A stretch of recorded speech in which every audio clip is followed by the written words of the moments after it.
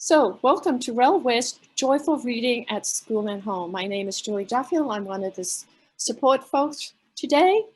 And as you come in, we'd like you to type in the chat the title of one of your favorite children's books and why you like the book. So as we're waiting here to start, could you please type into the chat what's one of your favorite children's books? So what I would like to do as we move forward is just, you probably know more about Zoom text support than you ever thought you would know.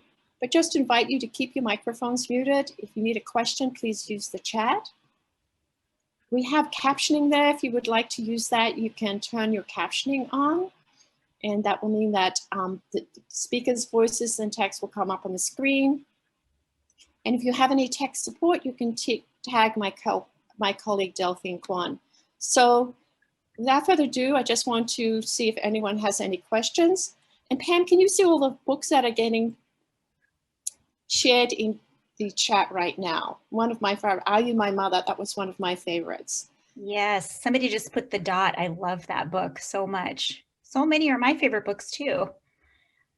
So as everyone's getting settled, thank you so much for typing in and letting us know where you're joining us from today as well.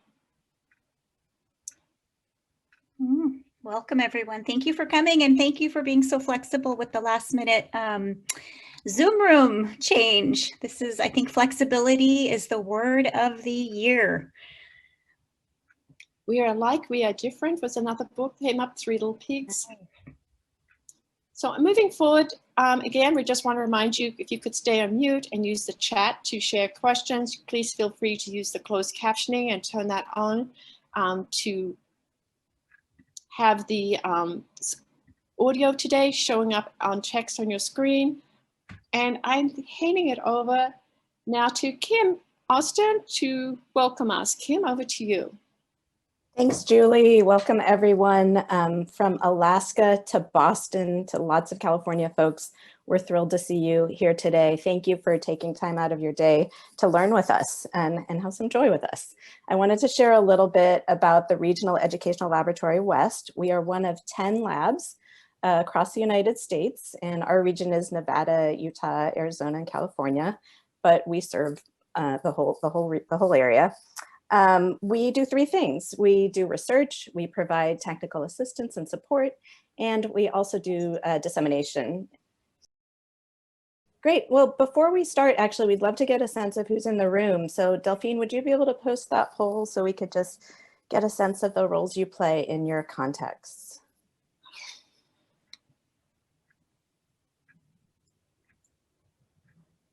So we have choices by grade level and by role. So good number of preschool teachers, more than a quarter. We have some first grade teachers, other grades represented, good number of coaches, and some administrators. Thank you so much for sharing. It's great to see so many teachers in the room. All right, well, we wanted to make sure that you knew that this was the first in a series of 4 events. This first webinar focuses on an interactive reading routine, which we hope you will go out and try in your own schools and classrooms and homes. And then we want you to come back for the community of practice, which is February 25th, and tell us how it went. What went well, what was challenging, what did you learn? So that event, which is an hour, will be small breakout rooms where you can share with each other. And we're really excited to hear how things go with you once you try some things out.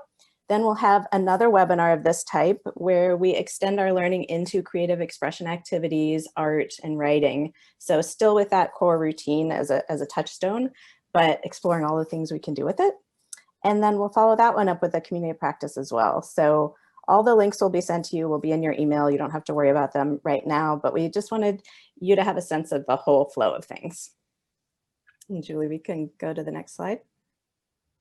So I'm really excited to introduce our presenters today. All 3 of them used to work together, so they are a team, but now in different places. So Pam Spiescher is a senior research associate at West Ed. Started as a first grade teacher and found a lot of joy in connecting the arts and SEL and bilingualism in her classroom. Thea Fabian is at Wawona K-8 School as a vice principal in Fresno, California. And she also started as a first grade teacher and learned a lot from her sister, who was a co-teacher. And then finally, Danielle Garignani is a principal at Horton Elementary School in San Diego in California. And she started as a second, third grade teacher and really loves seeing her students develop into more independent readers and their ability to read more complex text. So special thank you to these two principals who have very full days. Thank you so much for your time today. And with that, I'll hand it over to Pam. Thank you, Kim. And I would also like to welcome everyone to this session where we are just going to be feeling the joy and the love together in this session, and hopefully you'll be able to join us for some of the other sessions as well. And I just wanted to say a little bit about how we're framing this work that we're doing together. Kim mentioned that Danielle and Thea and I, and actually Kim and Julie and Delphine used to do a lot of work together, and we always look for opportunities to continue our partnerships because we really enjoy each other, and we hope that you are able to have those connections with your colleagues as well. But I did want to say one thing about how we are framing this session and this webinar series. One thing we're doing is with you, and we hope that you feel it, is that we are unapologetically prioritizing harmony, joy, creativity, and love. We all feel like we just need to keep our eye on those things a lot more these days. We know it's really tough right now for everyone. So we're really trying to explore how we can uplift one another and be of service to you all. So we're really advocating for you, early childhood educators, and people who support early childhood educators to have the space and feel the power to prioritize joy, harmony, connection, love, creativity.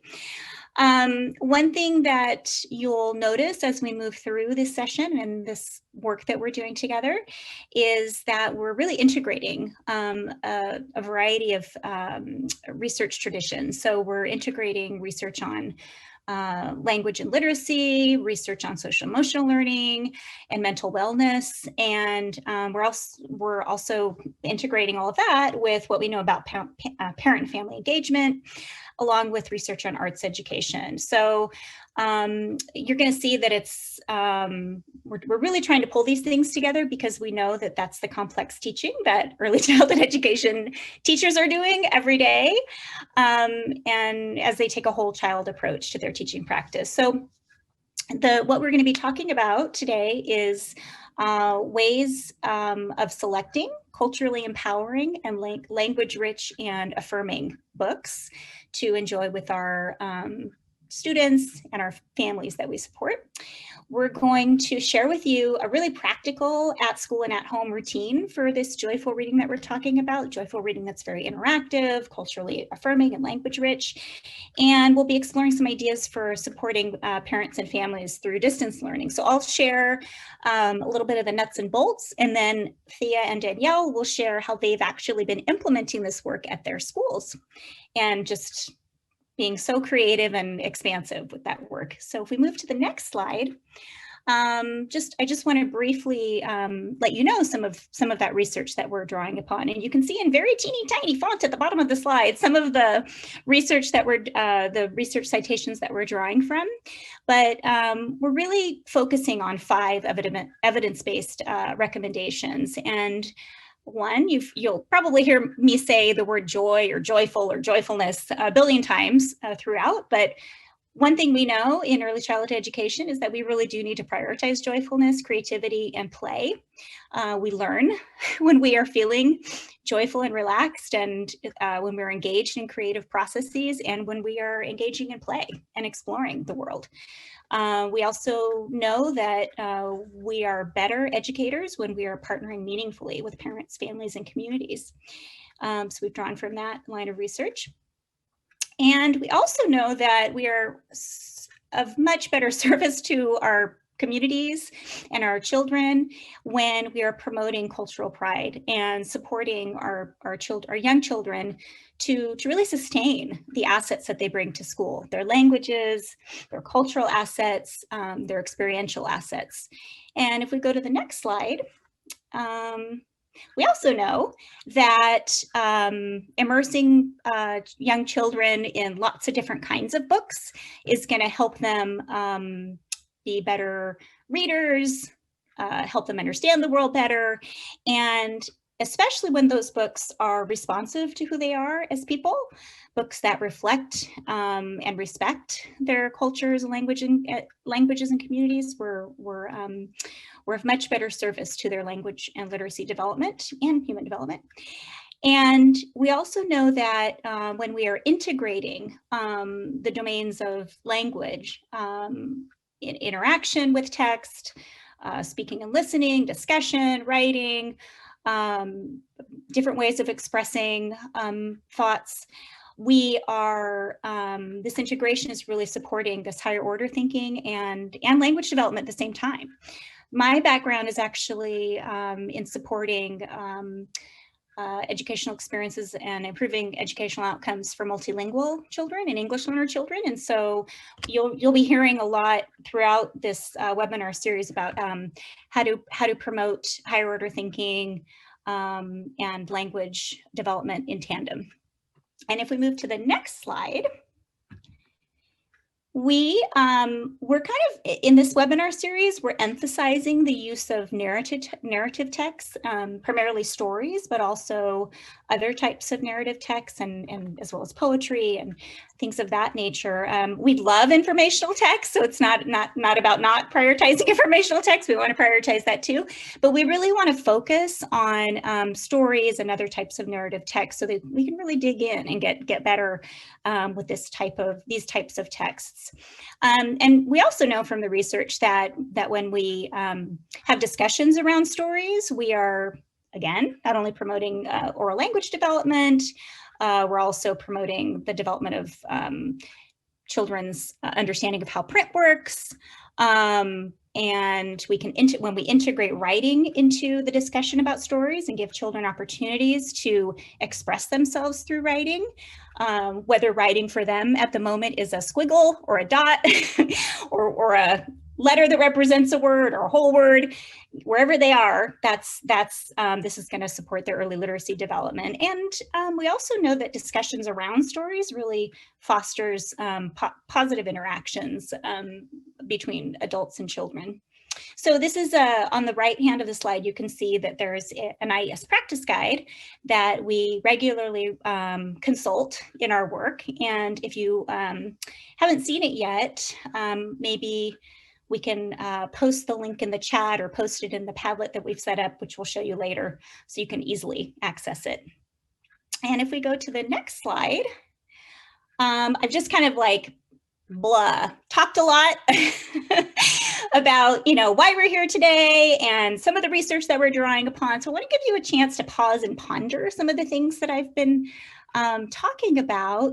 And I've introduced this term, joyful, interactive, culturally affirming, and language-rich reading, which is a mouthful. I can't even say it all in one breath. So if you could, you're going to see a link to a Mentimeter, which is a really fun way to create a word cloud. The link should be posted or pasted in the chat along with a code. If you could use your computer or phone to go to that Mentimeter and just, you could write a word or a string of words or a little phrase. What does that mean to you, this term?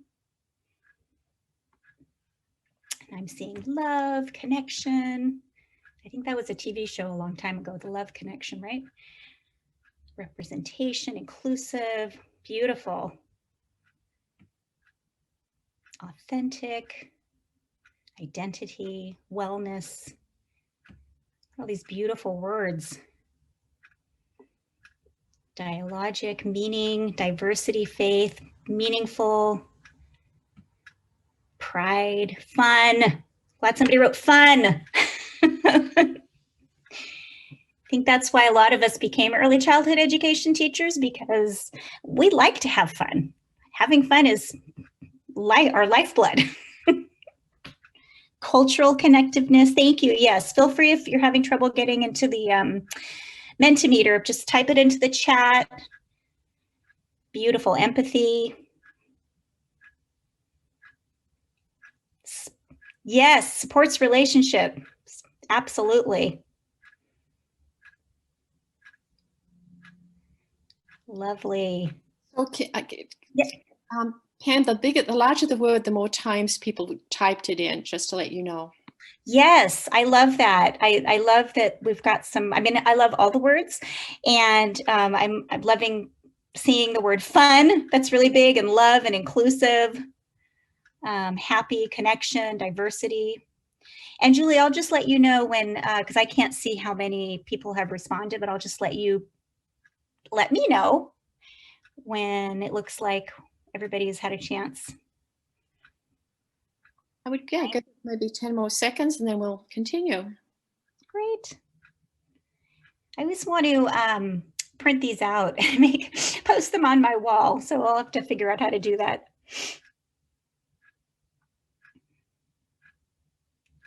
Engaging, pride, acceptance. Beautiful. Thank you for doing that. So hopefully you will hear all of those things that you associate with joyful, interactive, culturally affirming, and language-rich reading as we proceed through the session.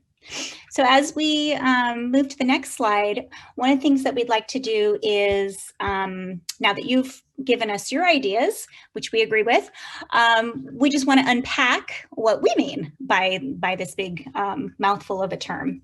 So if we're going to start with the interactive part of joyful, interactive, culturally affirming reading and language-rich reading. And when we think about interactive reading, you can see on the slide there are just a handful of things that we are really prioritizing. And when we're talking here about interactive read alouds, so read alouds where the adult or older child, could be an older child, is reading with a younger child. And probably the most important ingredient is a great book. It's really hard to be interactive with a book that's boring or that a child is having a hard time connecting to. So great books. Thank you for sharing all of your favorite titles as you entered into the room at the beginning of the webinar. Lots of great recommendations. And also for the adult, you want to love the book too, because probably you're going to have to read that book about 20 times. I know that when I was a first grade teacher, my students had some favorite books that they wanted to hear them over and over again. Obviously, in interactive reading, there's a lot of talking happening, a lot of energy, a lot of interaction. And, you know, that's what makes it fun and exciting. There's curiosity that's fostered and enthusiasm modeled. I don't think I put enthusiasm there, but I think of enthusiasm as being paired with curiosity. Lots of encouragement for children to make connections, ask questions, process what they're hearing, and of course, love. It's a loving experience to be engaging in an interactive read aloud, and it's really building those positive connections as we talked about earlier. So and I also want to invite everybody, you know, if you want to use your Zoom emojis, you know, to put, I can't remember what's there, your reactions, sorry, I call them emojis, but they're reactions. Feel free to use those if you ever want to, you know, have a reaction to anything I'm saying. It's kind of a fun way to interact, or you can obviously type in the chat any connections you're making or questions you have. I'm not paying attention to the chat right now because I'm talking, but please feel free to chat it up. That kind of side talking is totally welcome and invited.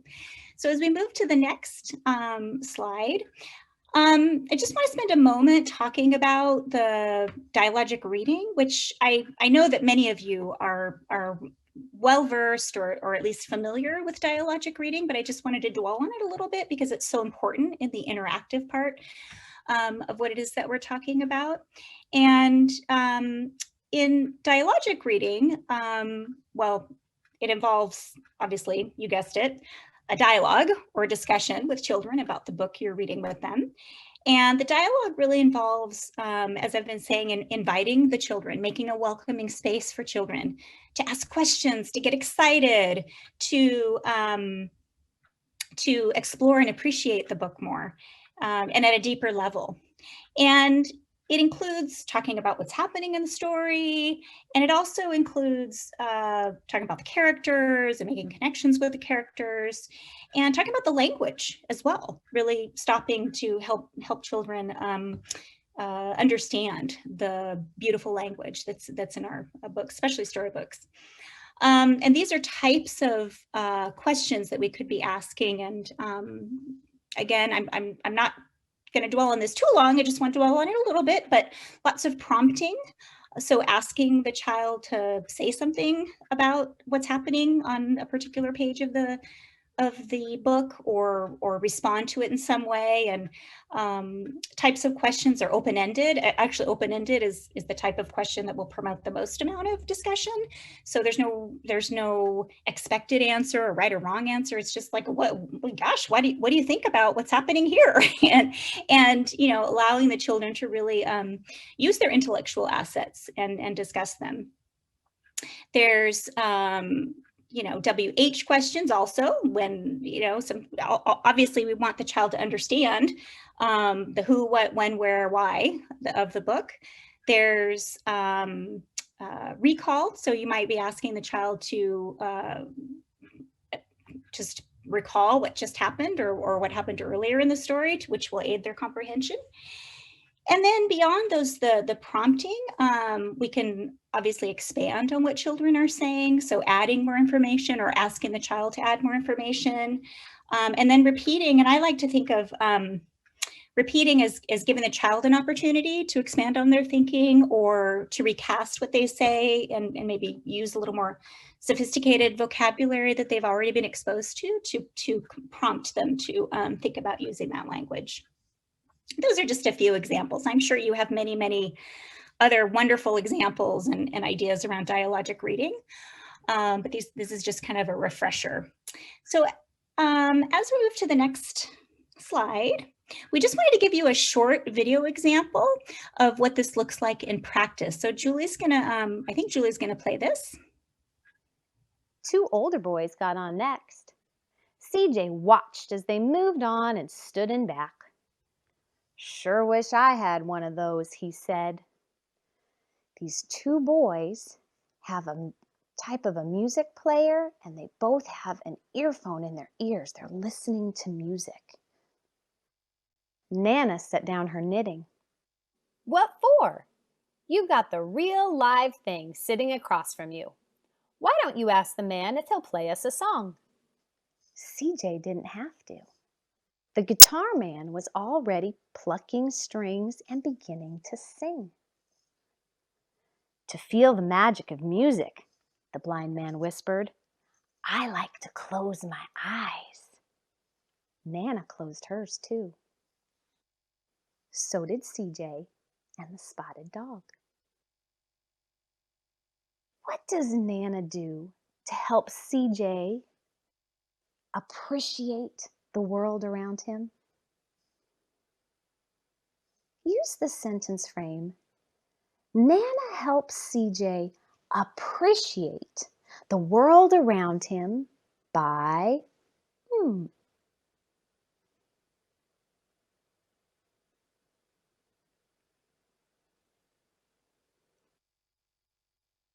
I was thinking about how Nana helps CJ appreciate the world around him by connecting with the different people on the bus. All of these people are part of their community. You might have talked about how Nana helps CJ appreciate how the blind man sees the world by using his nose and his ears instead of his eyes. You might have talked about how Nana helps CJ appreciate the guitar man who can play a song right there for everyone. Or you might have talked about how Nana helps CJ appreciate Mr. Dennis, the bus driver, who always has a trick for him.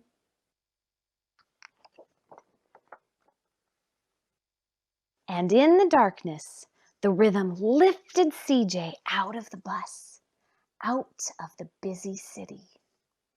He saw sunset colors swirling over crashing waves. saw a family of hawks slicing through the sky, saw the old woman's butterflies dancing free in the light of the moon. CJ's chest grew full and he was lost in the sound, and the sound gave him the feeling of magic. I noticed that CJ is feeling happy and free when he heard the music. I'm wondering, how is CJ starting to change?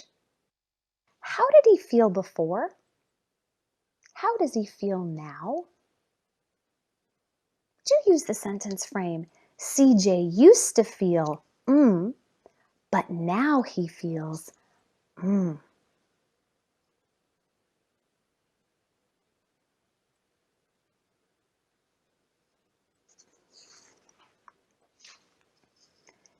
Did you talk about how CJ used to feel sorry for himself, but now he feels happy? The author even chose to use the word magic to describe how CJ is feeling right now. Okay, so that I forgot to preface that video. As parents and teachers consider how to with what that book was about. So you may be familiar with that book. If you are familiar with that book, please use your Zoom reactions to let us know. That's the book, Last Stop on Market Street. And we just absolutely love this book. It's a beautiful book that we have enjoyed with lots and lots of children. And one of the reasons we love it is because it's the story, as you probably picked up from the short clip that you saw. It's a story about how a little boy named CJ is with his Nana. And at the beginning, he's just not feeling very good about his situation. It's raining and he has to walk and take the bus. And it's just lovely how Nana teaches him how beautiful his community is by showing him specific examples. And you can really see how she helps him to change his perspective throughout the book. So what we'd like to do is, if you can share in the chat, just maybe a glow and a grow. A glow would be, or one or the other, or both if you want. So which parts of the read aloud that you just saw do you already do in your classroom? Or do you see happening in classrooms you support or visit? So give yourself a glow. These are wonderful things that you're doing. And then if you want to add a grow, what is something that's newer for you, or a reminder that you want to keep working on? Just let us know kind of your thoughts.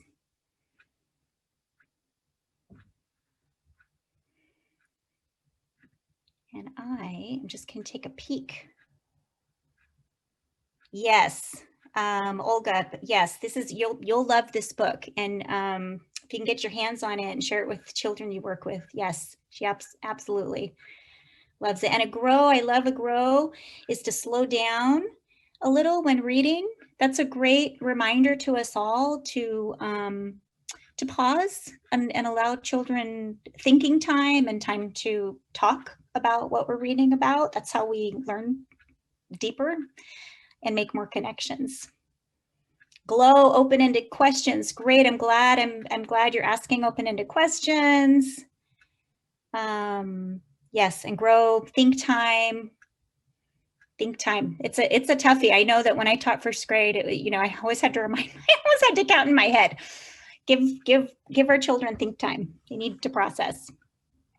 Okay, thank you for sharing. So please keep sharing. Oh yes, it's also available in Spanish. We use this book in Spanish too. And thank you for sharing that. Mercado. I don't know what your first name is, but I am grateful to you for sharing that. So Altagracia de Fresno. Oh, Altagracia. Hi. I know you. Awesome.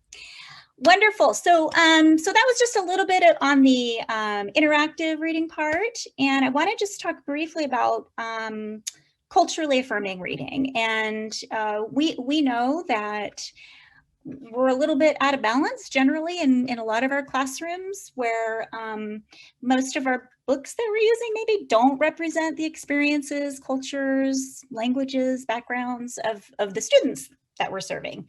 And I know that's not the case for everybody, but from what the research shows, this tends to be the case. And so we're all working on it. We're all working on building up our classroom library so they can be more responsive.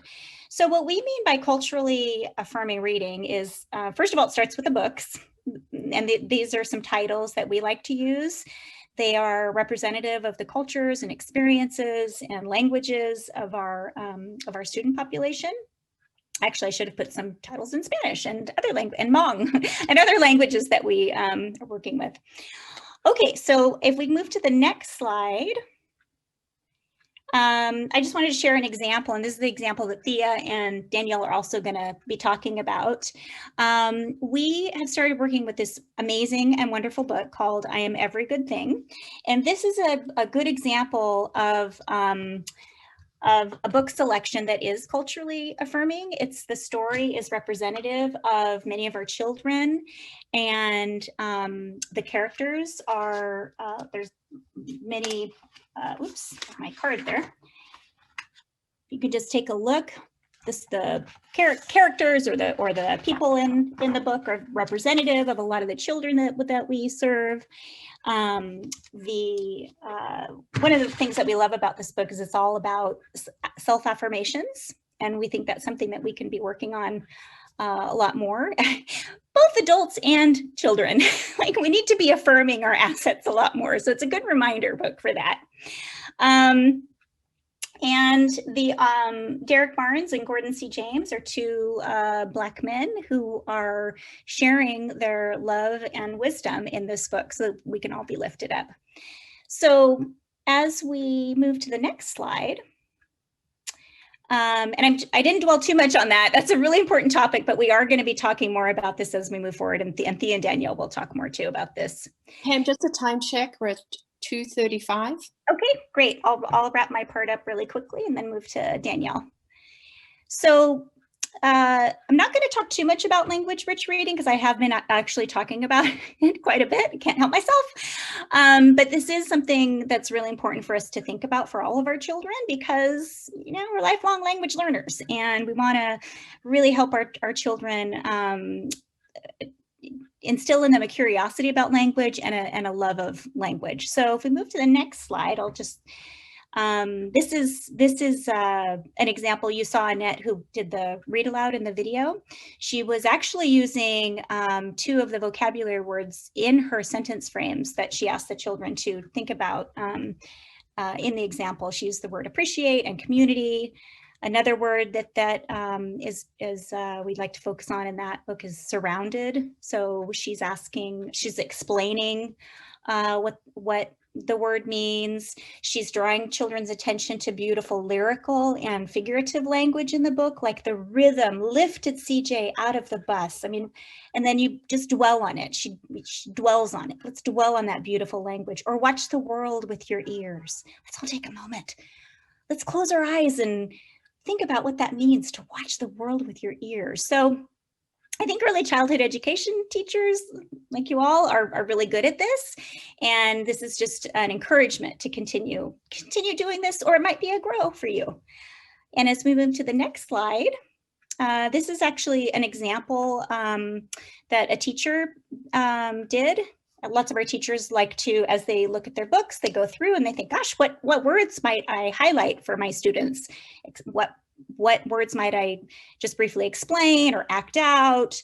And so that's some of the analysis of the book that happens. And she just puts it on Post-it. And then she does further planning later, but that kind of helps her get a lay of the land of the book. And as we move to the next slide, briefly, because Thea and Danielle, this is what they're going to be talking about. We are working really hard on finding authentic and meaningful ways to partner with parents, families, and caregivers because we know that they are our children's first and best teachers, and we want to make sure that we are honoring them, valuing them in authentic ways. So on the next slide, this is the main thing that we wanted to share with you today, a tool that we created to promote joyful reading at school and home. We call it a routine. It's kind of a routine, but basically the routine is you read the book and you're doing lots of dialogic reading as you're reading it, you know, something before reading, something while reading, something after reading, lots of discussion. And then we move to the next slide. This shows the home reading guide that we created to help spark this routine. So, and we're going to give this to you. You're going to walk away with all these things. But yes, you're going to get a copy of the webinar and a copy of all the materials that we're sharing.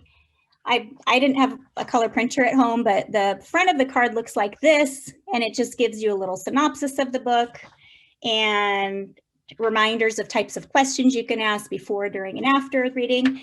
And then on the other side, which you see on the right-hand side of the slide, after you're done reading, you're really not done with this joyful reading experience, because there's lots and lots of creative expression activities that you can do. And if we go to the next slide, I hope it's expanded there. Oh, for some reason, I think I repeated this slide. So this is slide 1, which I just explained. It just is clearer than the snapshot of the card. So it's all this dialogic reading that's happening before, during, and after. And then on the next slide, we chose 6 categories of creative expression activities, and we invite you to include more, but we just basically chose poetry, visual arts, kindness, mindfulness, movement, and literacy. And I actually used the card with some children in my own organization. And it was so fun doing some mindfulness and breathing and a little yoga with them. And of course, reading the book together, and then having them send me their beautiful writing and artwork that they did with their parents and families afterwards. So it's, hey, if I can use it, so can you. We tried to make it very accessible, but we also invite you to expand and use it in any way you want, or create your own. So I think that this is my handoff to my wonderful colleague and friend, Danielle Gariani, who is going to talk about her experiences with using the home reading guide and partnering more with parents and families. So over to you, Danielle. Thank you. Good afternoon, educators. My name is Danielle Gariani. I am the very proud principal of Horton Elementary School. We're in the San Diego Unified School District in San Diego, California. I'm actually a new principal new to my site as well. So I got to open up a school in a pandemic. My school is located in an urban part of the city, historically an underserved community. We serve about 415 students from preschool to 5th grade. Our demographic makeup, about 83% of our students are Hispanic and Latino, 10% of our students are African American or Black, 5% of our students are Southeast Asian. 99% of my students qualify for free reduced lunch. About 60% of our students are classified as English learners. 12% of our students receive special education services, and 42% of my students qualify under the McKinney-Vento Act, which means that they're classified as homeless or foster youth. And so when REL West shared these resources, the home reading guide, we can move to the next slide, Delphine. I really use this as an entry point to really uplift and support my learning community. I don't know about all y'all, but teaching and learning in a pandemic is extremely challenging. Challenges that all of us educators are grappling with right now, first and foremost, is just morale. Our teachers and our families are tired. They're done. They're done with this pandemic. We want to get back into the building and be able to support our children. Student and family engagement is also very, very challenging right now, just with online learning and family engagement. Parents are working harder than they ever have in their life. And so engagement, we've seen a big decline in engagement with virtual events. We know that we have incredible learning loss that we're going to have to really tackle and really think through as we move forward, as we open up schools. And then just overall supporting well-being for our students and our communities. We know that our students need support academically, emotionally, and even just basic needs, food, clothing, shelter. And so all of these challenges are this weight.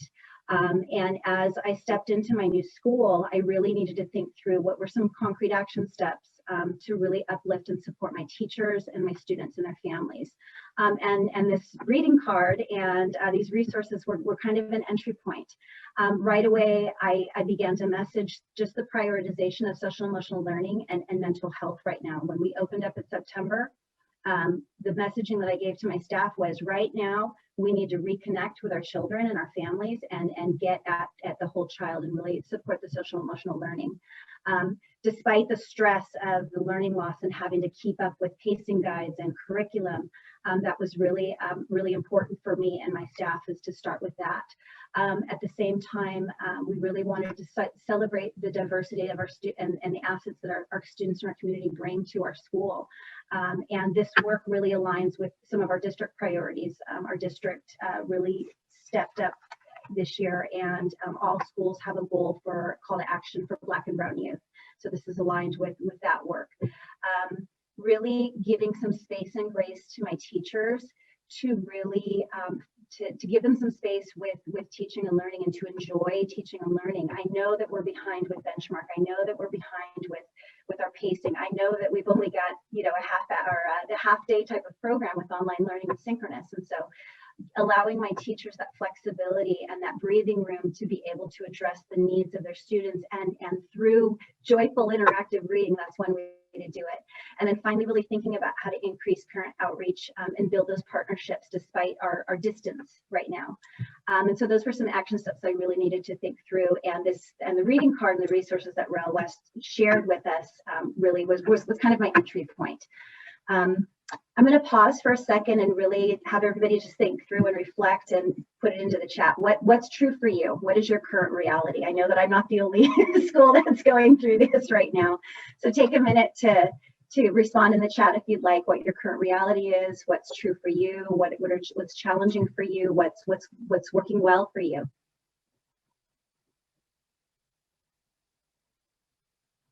Right. I keep responding to my staff. Next year is going to be the hard year, right? When we open up the building, next year is going to be the challenge of trying to figure out how we mitigate some of the learning loss. Exhaustion, yep. State testing, that's a big one. Keeping our students focused, family engagement, all of those pieces are just, that's our reality right now. So I want to share a little bit about how at Horton we kind of took this idea, these resources, and are beginning this work. If we have begun this work, you can go to the next slide, Sophie. So I wanted to really approach this in a multi-tiered type of level, multi-levels. I started with my teachers, and to really celebrate fostering joyful, culturally affirming interactive literacy. So the first thing I did is I bought books, and I gave them to my preschool through my first grade team. And I purchased I Am Every Good Thing and others. And I said, here you go. I've got a wonderful, beautiful book for you. I shared the reading card, and I said, go do something with it. You know, have fun with it, make it your own. I would love to see what your kids respond. And that's how we started. And so my teachers read the book. They engaged their students in interactive reading with the text. The students responded in multiple ways. And then some of the students engaged in some extension activities with the creative extension activities after the read aloud. Next slide, Delphine. And so here's an example of the read aloud of some of the questions that were posed. This page, what does the author mean? I am a good to the core, like the center of a cinnamon roll. And I highlighted some of the student responses. I asked teachers to share some of the responses, and I actually went in and did the read aloud in a kindergarten class as well, which was great. We captured some of the student responses. He's a good boy and is kind. Or the author is saying that he's sweet like a cinnamon roll, that deep down, he's a good friend. So for children's responses, young children's responses to this question, to this open-ended question. And this book is beautiful. The illustrations are beautiful, but the language, it's so language rich. And here's a beautiful example of that particular question, really raising kids' awareness of language. And really what we're doing is we're apprenticing our young children into understanding similes and figurative language. And so this was a really nice example of how students responded to this particular question in the book. Go ahead and go on to the next slide, Delphine. Another question, another open-ended question first, and then the teacher, and then there was a connecting question here. What do you notice about this illustration? How does this picture make you feel? What does the author mean by "I am that smile forming on your face right now"? And just some examples of these were a couple of our older students, or second graders. They're having a lot of fun together. It makes me feel happy. I like to go to the pool with my cousins. We play sharks. So students connecting what they're experiencing with the book to their own experiences. I think the author wants us to feel happy and remind us that when we have fun, when we go places in the summer. And so here's some connecting and some open-ended questions that really engage the students in some discussion and really connecting to their own experiences. I did want to share, I didn't get a chance to put these into the slides because I just got the text from one of my teachers yesterday, one of my kindergarten teachers, Julie, read the book yesterday to her students, and she texted me last night very excited about her, about the responses, and I wanted to share because they were beautiful. And so here's one of the pictures. Sorry. A beautiful picture of the boy hugging, I don't know, an aunt or his mother or his grandmother. And it says, "I am tight hugs, a hand to hold, a shoulder to cry on if you have to. I hope you never have to. I am here." And the question Julie posed to her kindergartners was, how does the boy feel on this page? So an open-ended question. And Dylan said, "It feels, I don't know what he feels." And so Julie, based on his response, very beautifully pivoted and took that open-ended question and turned it into a connecting question. And she said, "How does it feel when you hug your grandma or your mom? Do you give your grandma a hug? How does that feel?" And then Dylan replied, "Sleepy and happy." So when she shared that example, it so beautifully highlighted her using the questioning of, she started with an open-ended question. Dylan didn't quite respond, and then she flipped it and posed a connecting question, and he immediately made a connection with the book to his grandma, and when she hugs him, he feels sleepy and happy. Another beautiful example on the next page, another beautiful illustration. There's the boy, and the question was, how does he feel here? What do you think of this picture? And Valeria answered, "He is happy. He is like the sun." Dylan responded, "It's a star." Jade says, "He feels great." And Skylar, who is African American, said, "He looks like me. It's yellow. He's a superhero and he shines." And Natalie responded, "He's a superhero shining in the sun." So again, this idea of the questioning that was elicited, and students were to make easily able to make those connections. Skylar, we were texting back and forth about Skylar's response, that it was beautiful. So here's one way, here's one example of the questioning that teachers used with this text. Next slide, Julie, or Delphine. And I wanted to share some examples of student responses. So here's a kindergarten response to the text. They had to draw what they were good at and then write their sentence. This was Edward. He drew a picture of him lifting up his sister, and he said, "I'm good at carrying my baby sister." And to the right are what I captured when I went into the kindergarten classroom, some of the language, some of the responses that students shared when we discussed the text before they went to do their drawing. And so I asked, so some of the responses were, "I'm good at playing games with my family. I'm good at listening and doing cartwheels. I'm good at running. I'm good at singing. I'm good at picking people up off the ground." So Edward changed his response just a little bit, but next slide, Julie. Another way that students responded, we use the platform of Seesaw, which is an online digital platform where teachers can post work and students can respond either via recording, they can upload work, they can videotape themselves, or they can write directly into the application. And so here's an example of Alyssa's response.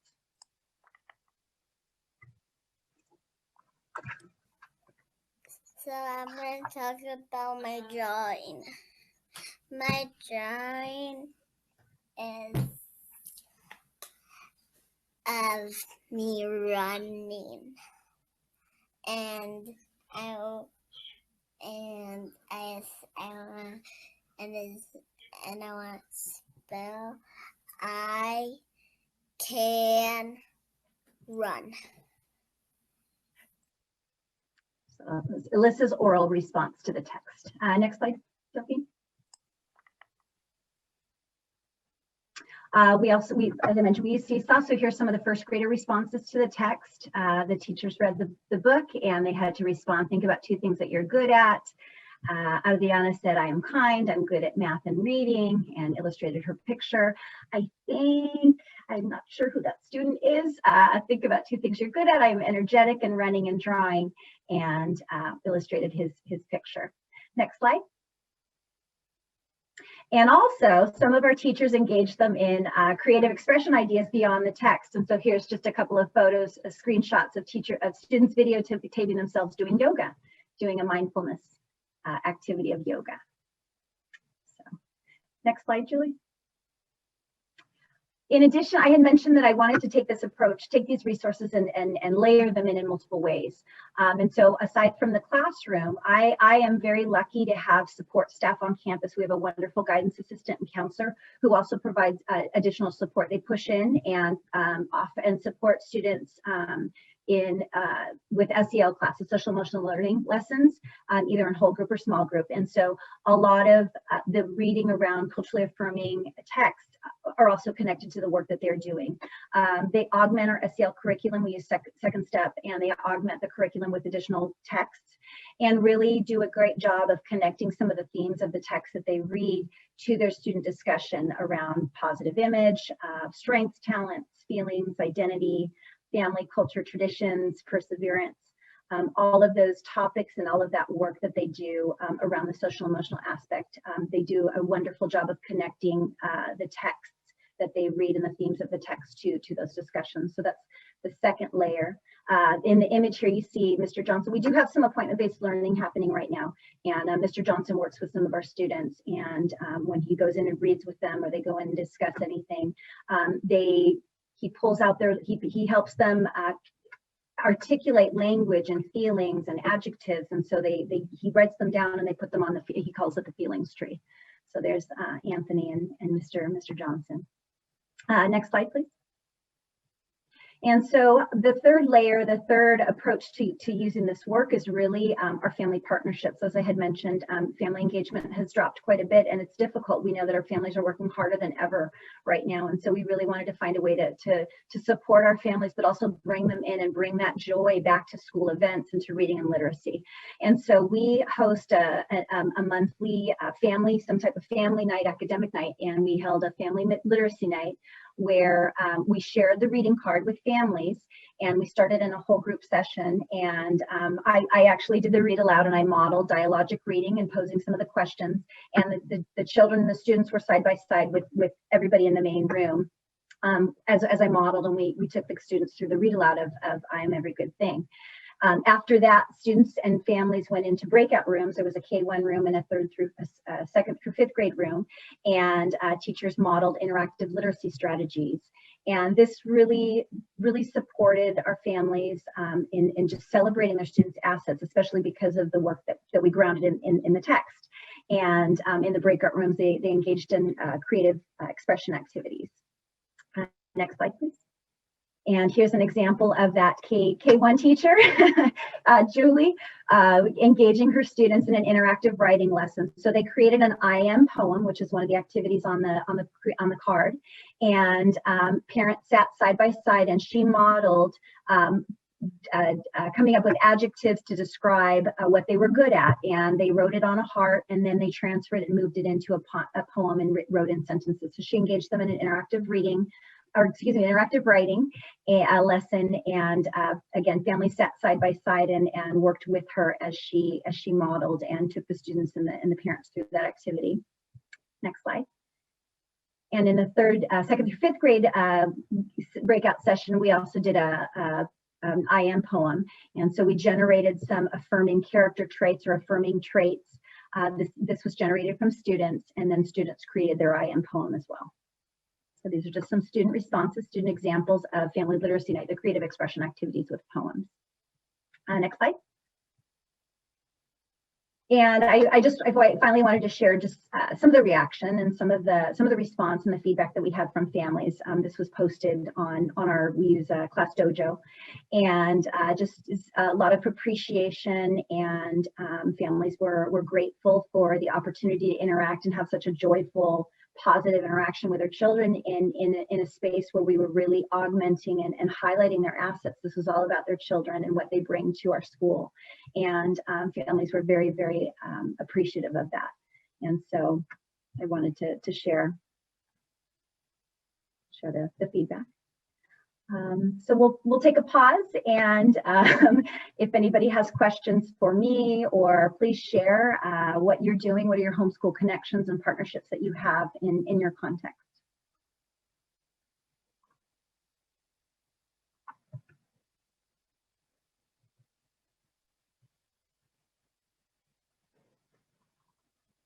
I'm scrolling back up into the text too. Yes, the feeling tree is awesome. Flipgrid is wonderful if you don't use Seesaw. See how we're using Think Time? Got an EL background. My wait time is wonderful.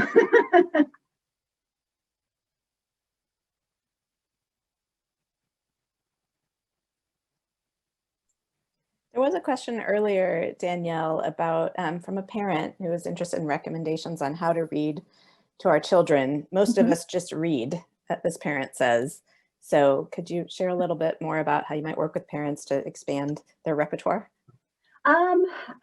Starting off with the reading card is great because it has questions. So really thinking through questions that you might pose before reading, during reading, and after reading. And open-ended questions, asking a lot, especially with young children, asking students, you know, what do you notice about what's happening? What happened before? A lot of why questions as well, especially getting at character motivation. Why do you think the character did this, or why do you think the character is feeling this way? Using a lot of picture support as well, but mostly just asking questions, trying to elicit student talk, getting at what students are thinking or what they're noticing about the book. Is really, really important. I know oftentimes as parents, I have 2 children, we'll try and jump in right away and tell them exactly what's going on, or this is what's happening in the story. And so really just practicing patience and wait time, and just posing lots and lots of questions. When a student or a child responds, ask them to expand on that. Can you tell me a little bit more? What do you mean by that? So really just trying to elicit more talk and more dialogue. But the reading card has some lovely, wonderful questions, very generic, basic questions that you can ask with any text as well. And we'll share some more ideas in the tablet. Thanks, Danielle. And one other mother and a student observes that her daughter's teacher is really struggling to keep her students engaged in class. What thoughts do you have on that?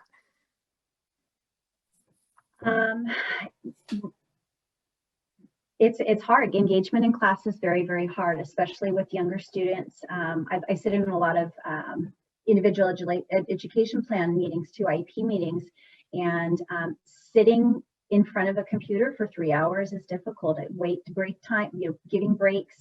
If you're in the middle of class, I know my teachers tell our parents, if your child needs to stand up and wiggle and move around, go ahead and do it, as long as we can bring them back to the screen, or as long as they're back that's fine, that movement. Finding a comfortable space, lots of break time. I know we have lots of teachers in this Zoom meeting, so chime in. But really, go noodle breaks are wonderful. Yes, so allowing breaks and letting students stand up and move is important. I use timers. We gave out timers at the beginning of the year when we sent materials home, and giving students, having students use that timer to have a 5-minute break, or to get them to stay focused. Sometimes set it for 5 minutes, and then you can have your break. Also trying to build up that stamina as well is another strategy. Dancing and singing. Our teachers are doing a lot of entertaining right now. A lot of entertaining. Setting expectations, going over Zoom rules daily is also really important. Absolutely. Revisiting those norms constantly, using puppets is also really important. Positive reinforcement as well is critical. Well, please keep adding your wonderful, wonderful ideas, because this is obviously a learning community, and we are learning so much from all of you, probably as much from you as you're learning from us. So please keep sharing. And thank you so much, Danielle. Please, if you think of a question for Danielle or anybody, just keep putting it in the chat. We'll try to be responsive. But this time I would like to welcome Thea Fabian from Wawona K-8 School and Fresno Unified School District to share her experiences in this project that we're doing together. Yeah, thanks for having me. And I am so excited to be here because focusing on joy and happiness is so important. My favorite quote that I have on my email right now is, "There is no way to happiness. Happiness is the way." Thich Nhat Hanh. I love that. And I think like trying to figure out how to live that every day is really important for all of us. So I just want to say thank you to Danielle. I picked up so many great ideas that I just want to implement tomorrow. And I have my amazing teacher leader here also, Senora Ternate, and I know that we're going to be following up and getting together and making awesome plans for our school, our Wawona school. So I'm from Wawona K-8. We have a growing dual language immersion program in Espanol. We have kids who are pre-K to grade 3 right now.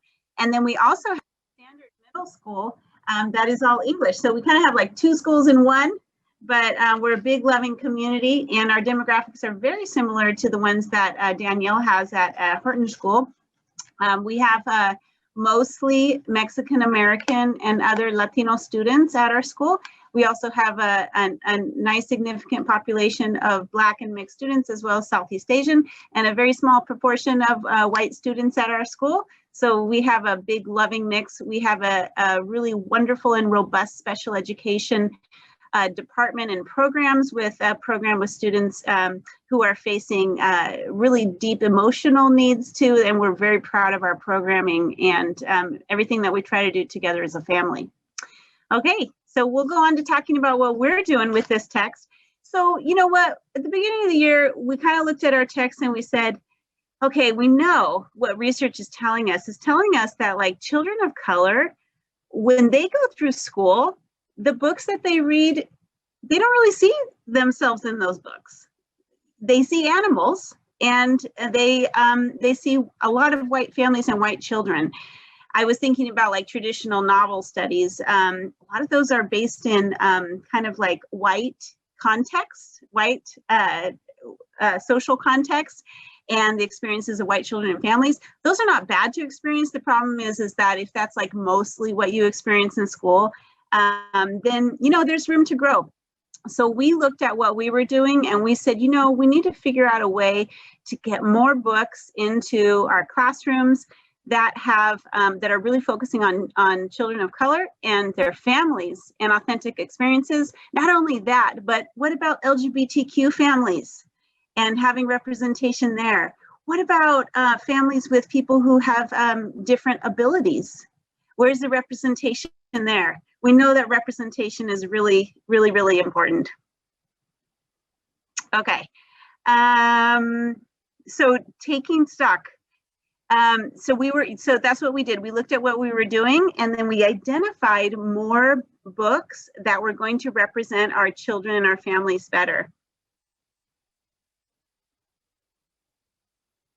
And I think we can probably go to the next slide. Okay, so now we're going to take a moment to think about, I see lots of comments in the chat because people are thinking about these same types of issues, and that's what we're going to ask you right now. I want you to think about your own classroom library, or it could be your school library that, or one that you support if you're an instructional coach or a district administrator. Approximately what proportion of your books do you kind of think are culturally affirming? And I know you may not know exactly, but it's a great area of investigation. What do you think? 1, hardly any, 2, some but less than half, 3, about half, 4, more than half but not almost all, and then 5, almost all. And you might just think about like your curriculum for a quarter or a semester or a year. What do you think about those texts? Are they culturally affirming?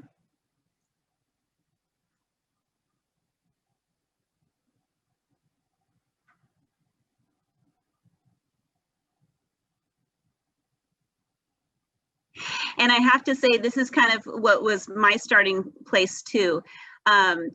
It was an inquiry. Well, I kind of think this is what is going on. And then I really kind of laid it out and I counted every grade level, every book that they were reading, because I wanted to see. I'm a data person.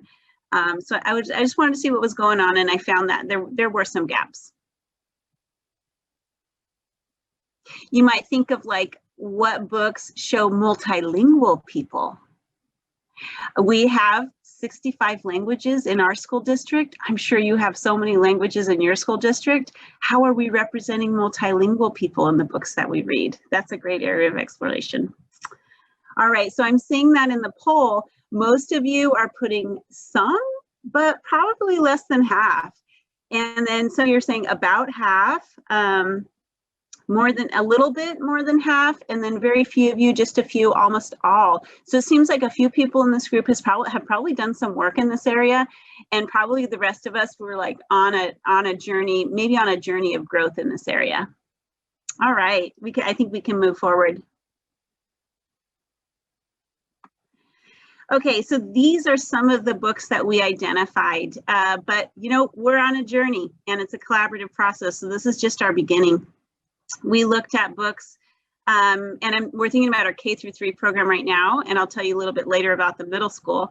But we looked at Calling the Doves, El Canto de las Palomas, and this is written by Juan Felipe Herrera, one of our Fresno Valley natives, and who was a poet laureate for the United States. And we're very proud of him, and we definitely want his work to be in our classrooms. Mi propio cuartito, my very own room. Words with Wings, a wonderful novel that's told in verse. And I'm sure you see some others that you may be familiar with. Esther the Wonder Pig. If you haven't checked that book out, it's a pig. She's got 2 human dads, and it's a true life story, and it's fun as heck. I would really encourage you to check it out. Little Leaders, Bold Women in Black History, just amazing stories of wonderful, courageous, brilliant, fabulous women in history. Oh, and Danielle's holding up some super fabulous books, The Proudest Blue. Yeah, so this kind of leads you on a journey to find all the wonderful books in the world. And then the hard thing is like, but I want everything. So it's a journey. Oh, Hair Love. See, Danielle's been shopping for books. All right, I think we can go on to the next one. Okay, so you know what? One of the hard things for us is that the schedule is full. And I don't know about you, but we've had reduced time in pandemic learning. The kids are going to us for synchronous time, less than we used to have in person with them. And then they have it supplemented with the asynchronous time. So we're like, okay, how are we going to do this?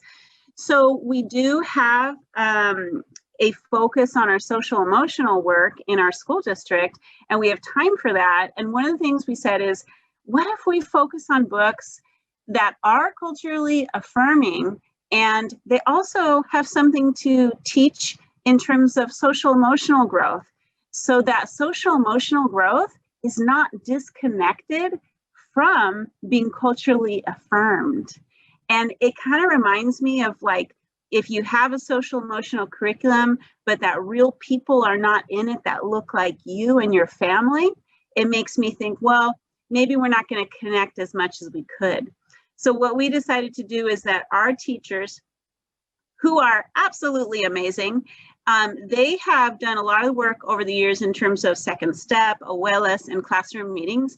And they looked at these books and they said, you know what? We love the books and we love the messages, and we want children of color to be the center also. But we think we know how to combine this. There are amazing activities that we do in these other curriculum that we don't actually want to let go either, because it's important for kids. So you need to let us figure out how we're going to do that.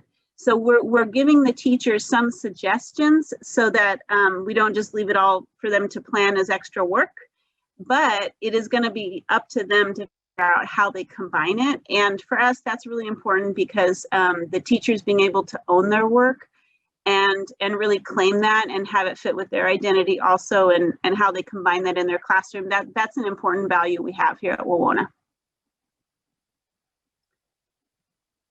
Okay, and the last thing I think I'll focus on in this slide is that because we're a dual language immersion school, what we also did is try to make sure that we have obviously texts that are available in Spanish and English. And on this slide, I want to thank our parent lead, who's organizing an empowerment movement for our parents, literally. And she took the text for I Am Every Good Thing, and she translated it for us. So this is a piece of her translation. She's very talented, very skilled person, Señora Ternate. Yo soy una bola de energía sin parar, potente y lleno de luz. Soy un ambicioso, un hacedor de diferencia, un líder. And so we're so thankful to her, because she was able to collaborate with us so that we could use this effectively in our dual language immersion classrooms. And I think we can go to the next one. Okay, so before I talk about the text that's on this page, I wanted to say that what we're doing with this text is it's the anchor. It's the beginning, hopefully, of something really beautiful that we are not going to put parameters on, and we're going to develop it over time. So right now, we are starting with this project. The parents, they looked at that activity card and they said, this is so, this is good, this is great, but guess what? We have more ideas. So we're going to be putting those ideas together, and we will be sharing them with you. And that is absolutely, what the environment we wanted to create is the parent ownership of what's happening. So we do have a time at our school organized by our parent leader, Señora Ternate, called Hora Familiar. And that's when our parents get together and they talk about things that they want to do. We also have a weekly parent coffee chat, and we talk to parents about things that we can do together, and also projects we have going on in the school. So we talk to parents in both of those contexts. We started collaborating on a website with wonderful staff at our school, Mr. Harris, Ms. Agazarian, our librarian. And we also really own things in our leadership team. So that was a very important aspect of this project. So I have a wonderful principal, Ms. Kim Viescas, and our guidance learning advisor, Daniel Rivera, and working together collaboratively as an administrative team to support the project and own it together has been really important. And many, many others. I think that's like I think for schools, that will be a thing that carries us forward, is that we are all together in this, and we all really feel like it's going to take us to a good place and help us to connect with parents and families and promote literacy.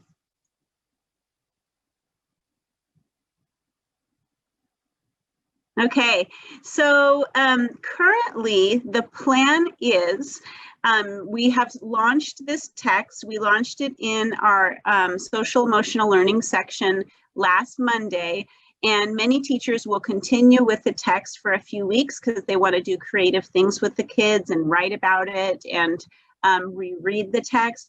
But also something really beautiful has happened on the parent side.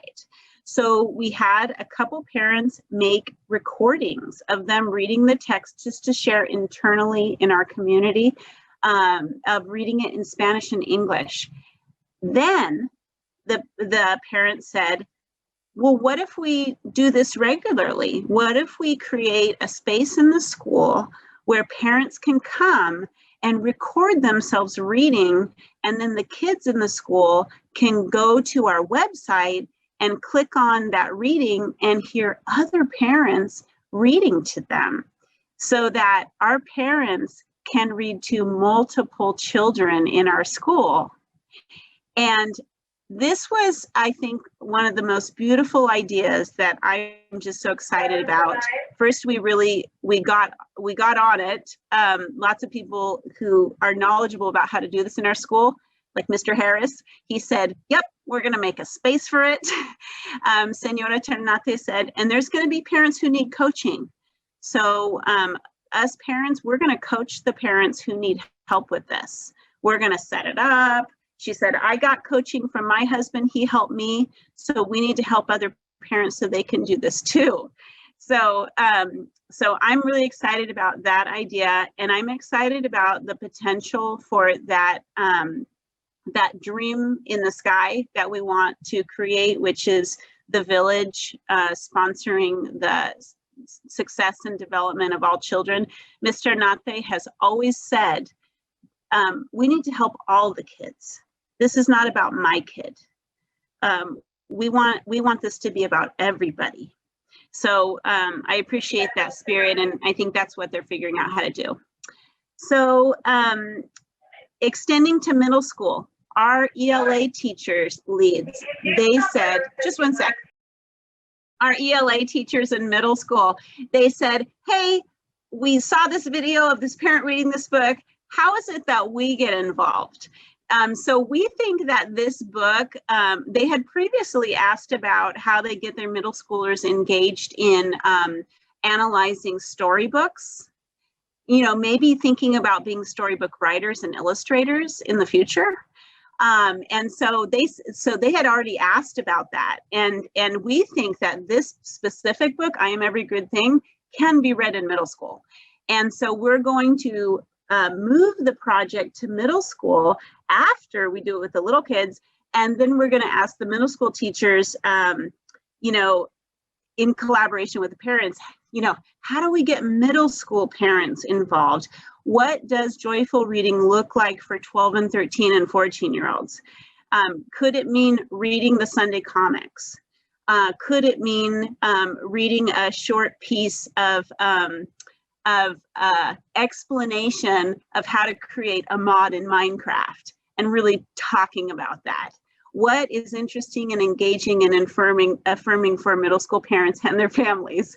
So for me, that's a growth area. I want to learn how to do that better, and I want our middle school kids and families to be affirmed in reading together and celebrating the joy of reading and having that be a way to build their relationships together and bond, and then their relationships with us also. So we're excited about exploring that.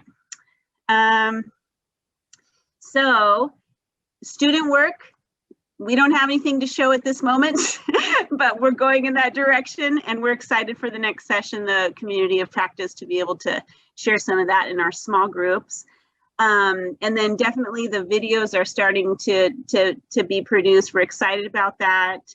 And we have some collaboration going on between the people I mentioned on figuring out what is a book that we can focus on once a month. One of our other parents in the group, Ms. Mendoza, she already created a flyer for the parent community. And the flyer says something like, celebrating our reading, joyful reading. So they're brainstorming, how do we come together and celebrate reading together? So I thought that was fantastic. Some ideas are being thrown out about pizza parties and all sorts of interesting things. And then the other aspect of this is that we have a fabulous librarian, like I mentioned, Ms. Agazarian. Her brain is thinking, how do I support parents with a library? How do I make it like so easy for them to click on Sora, figure out how to find a book and get access to those texts? How do I make it easier, and how do we interconnect these pieces?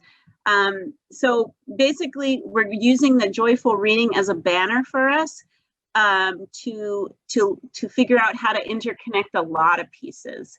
So we're very thankful for the idea for the project, and just wonderful connections it's making, because for us it pulls together just a lot of the intentions of interacting with families, but also just a lot of the intentions of schooling. What is it?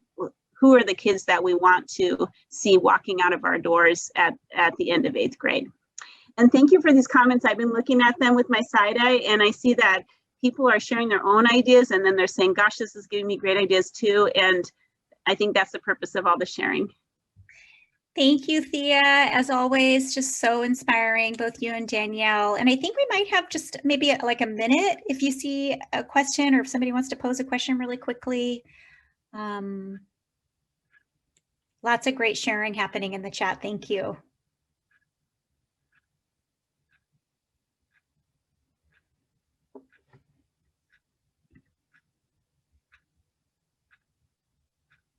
Well, I think it's good also, yeah, to if you have a question, and then I see some of you sharing ideas, keep sharing your ideas. What ideas have been sparked for you? I think, schooling is about the big dreams. How do we have the big dreams, and how do we take action? How do we be brave enough, courageous enough to take action? And so I'm excited to see your big ideas too, because they're going to inspire me. Yes, this is a learning community. We are all learning together and supporting one another. Well, I don't know about you, but I'm feeling very joyful, and I hope that the next thing that I'm going to share with you will make you feel even more joyful, because it's a party favor. And what we did was we created a Padlet for you, and I think Delphine or Kim or somebody's going to paste the link in the chat. So we are sharing the 2 home reading guides that we've created, and we're hoping to create more. Like, I really want to create one for Last Stop on Market Street, but you don't have to wait for us, because we also have a fillable template for you that's in the 3rd column. So it's a fillable PDF that you can use if you want to, or you can create your own. You don't have to use ours. Yes, I think I don't know, I'm going to leave it to Kim to figure out if we're able to email the link to the Padlet to everybody. I'm not sure how that works. Yeah, the Padlet links and the slides and a link to a survey, which we're excited to have you fill out, will be emailed just following the webinar.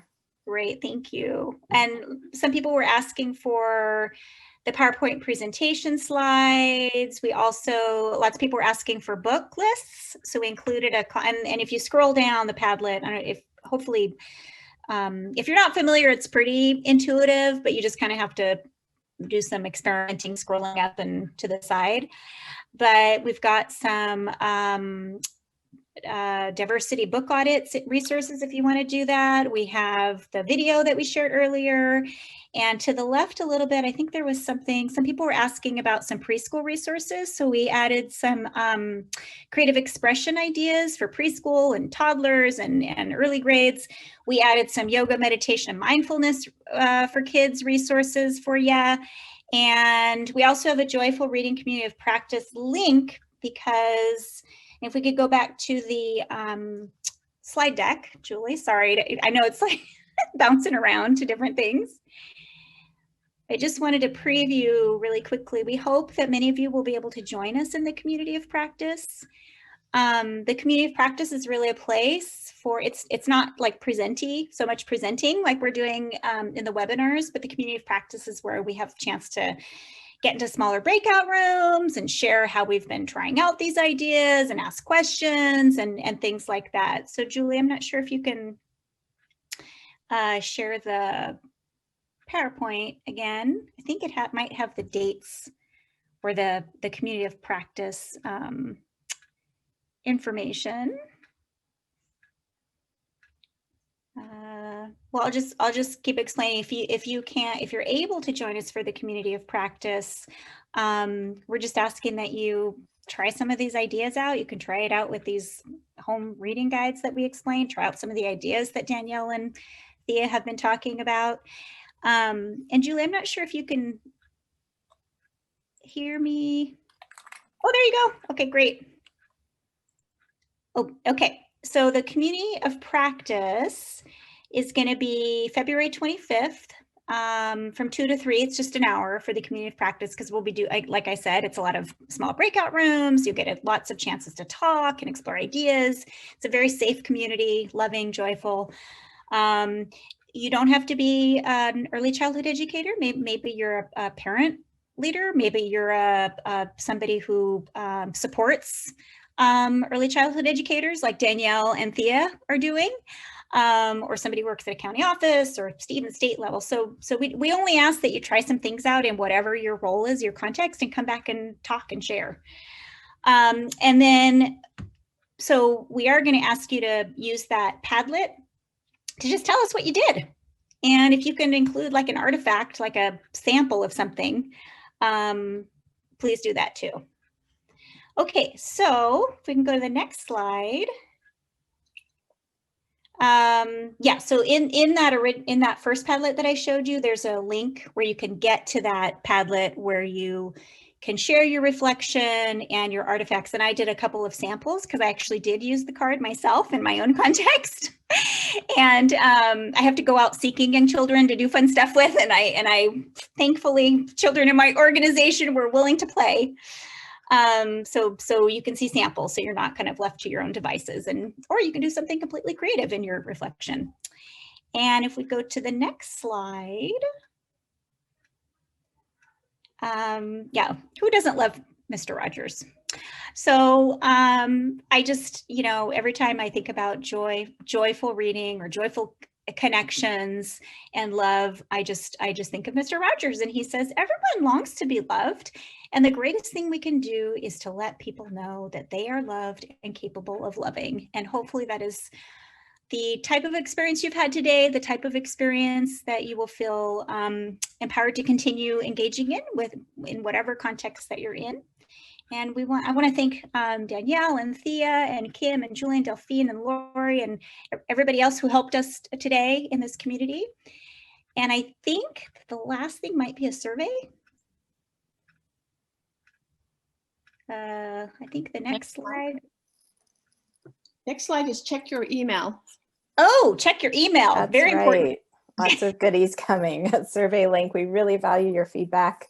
Yes. You'll get a link to the PowerPoints as well and the Padlets with all these great resources. We thought we'd put them all in one place so you didn't have to keep track of all these links. And just a huge thank you to Thea and Pam and Danielle for these inspiring presentations. Thea, we got a request for one of your parents to come to the next session. So let's see if we can do that. Absolutely. I think that they will be happy to join us. Thank you so much. And Pam, last words. Gosh, last words. I feel kind of talked out, but I do want to, I really hope that what you've experienced in our session today is a lot of joy and love and a sense of community, because we are all here for you and we are here to learn from you. So thank you for being here and giving us your precious, precious time. Looking forward to seeing you next time. Thank you. Bye-bye. Everybody, thank you.